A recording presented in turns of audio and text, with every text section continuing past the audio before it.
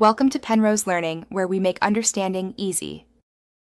In this video, I will explain how to make a hard knife.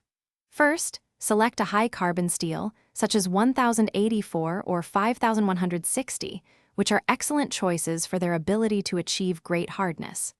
Begin by shaping your blade.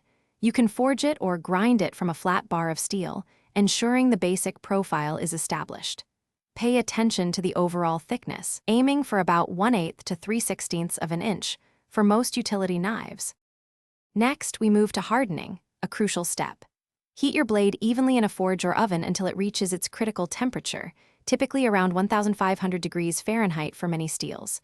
You'll know it's ready when it's non-magnetic. Then, quickly quench the hot blade in a suitable oil, like canola or a specialized quenching oil, to rapidly cool it and achieve maximum hardness. This locks in the steel's new, harder structure. After hardening, the blade is very hard, but also extremely brittle. Tempering is essential to introduce toughness.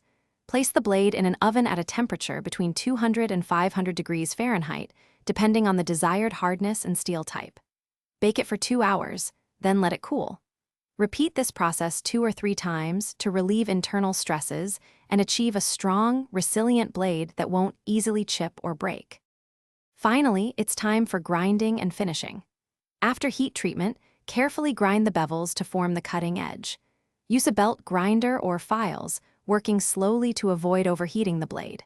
Progress through increasingly finer grits, from coarse to very fine, to refine the edge and achieve a smooth finish.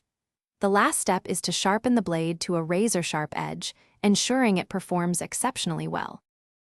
Thanks for watching. If this was helpful, leave a like and consider subscribing. See you next time.